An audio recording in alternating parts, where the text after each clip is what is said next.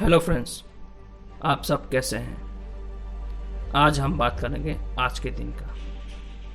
आज 15 अगस्त है और ये हमारे देश का बहुत ही महत्वपूर्ण दिन है।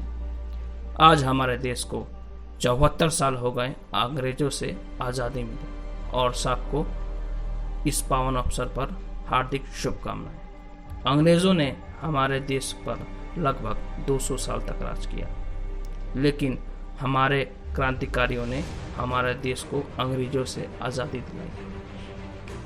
ये आज़ादी हमें मुफ्त में नहीं मिली है, इसके लिए क्रांतिकारियों ने कड़ी मेहनत की है।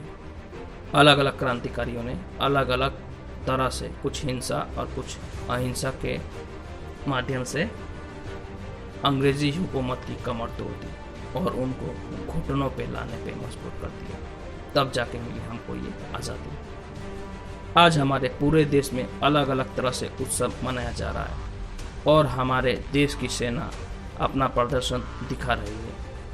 आज़ादी के बाद हमारे देश में बहुत सुधार हुआ और दुनिया के विकसित देशों के बराबरी में आने की जी तोड़ मेहनत कर रहा है और सफलता की सीढ़ी धीरे धीरे चढ़ता जा रहा है। आज हम आत्मनिर्भर हैं और वो बहुत देशों के अर्थव्यवस्था से बहुत आगे है और हमारे देश की सेना दुनिया की चौथी सबसे बड़ी सेना है। इसमें जल, थल और वायु तीनों सेना शामिल हैं और हमारे देश किसी भी बाहरी देश को मुंह तोड़ जवाब देने में सक्षम है। आज़ादी से लेकर आज तक हमने कई लड़ाइयाँ लड़ी और हम काफ़ी हद तक सफल रहे। इसमें सबसे पहले पाकिस्तान है, जिसने हमसे 2 बार लड़ाई लड़ी, एक 1965 और एक 1971, और दोनों बार हमसे मुंह की खाई।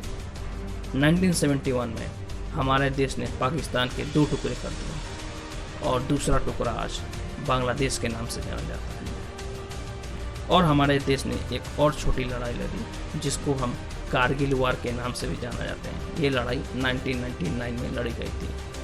और दूसरे में है चाइना, जिसने हमसे 2 बार लड़ाई लड़ी, एक 1962 जिसमें हमें हार का सामना करना पड़ा और यही सोचकर चाइना फिर से 1967 में हम पे आक्रमण कर दिया। लेकिन हमारे सेना इस बार पहले की तरह नहीं थी। उन्होंने उनका डटकर सामना किया और उन्हें पीछे हटने से मजबूर कर दिया। आज हमारे सेना में लड़ाकू विमान, आधुनिक मिसाइल, एयरक्राफ्ट कैरियर और भी बहुत कुछ में काफ़ी उन्नति हो रही है और आने वाले संकट को भेदने की क्षमता रखते हैं। हमारे देश ने बहुत सारे विद्वान लोगों को भी जन्म दिया, जैसे साइंटिस्ट, इंजीनियर, बिजनेसमैन और भी बहुत लोग जो अलग अलग क्षेत्र में हमारे देश का नाम रोशन कर रहे हैं। हमारे देश अब्दुल कलाम जैसे साइंटिस्ट, जो दुनिया के बहुत बड़े साइंटिस्ट में गिने जाते हैं, वो भी हमारे देश में जन्म लिए हैं। आज हमारा देश सिर्फ पृथ्वी तक सीमित नहीं है, हमारा देश आज चांद और मंगल तक पहुंच गया है और आगे चल के हमारा देश स्पेस में और भी बहुत सारे जगहों पर एक्सप्लोर करेगा। और मुझे इस देश पर गर्व है और मैं ये भी जानता हूँ कि आगे चल के हमारा देश बहुत विकसित होने वाला है, जिसमें हर एक चीज़ की सुविधा होगी और एक विकसित देशों में गिना जाएगा। आज का नॉर्थ ईस्ट फैक्ट। आज हम बात करेंगे हवलदार हंगपंग दादा के बारे में। हंगपंग दादा का जन्म तिराप डिस्ट्रिक्ट अरुणाचल प्रदेश में हुआ था। दादा बचपन से ही बहुत बहादुर थे और छोटी सी उम्र में उन्होंने अपने दोस्त को डूबने से बचाया। यही जज्बा लेकर हवलदार हंगपंग दादा ने असम रेजिमेंट को सबसे पहले ज्वाइन किया और उनकी बहादुरी के लिए उनको अशोक चक्र से नवाजा गया था। उन्होंने पहले 3rd बटालियन पैराशूट रेजिमेंट 28 अक्टूबर 1997 में इंडियन आर्मी में शामिल हुए और अपने सीनियर से दरख्वास्त की कि उनको राष्ट्रीय राइफल बटालियन, जो कि बॉर्डर पर स्थित है जम्मू एंड कश्मीर में, वहां उनको भेजा जाए। हंगपंग दादा 12,000 फीट की ऊंचाई पर ड्यूटी दे रहे थे। तभी उनको एक इनपुट मिला कि 4 टेररिस्ट साम्सबरी रेंज जम्मू एंड कश्मीर में घुसपैठ करने की फिराक में और उन्होंने इनको नेस्तो नाबूद करने की ठानी, क्योंकि उनके पास बहुत ही ज़्यादा असला बारूद थे जो देश को बहुत नुकसान पहुंचा सकते थे।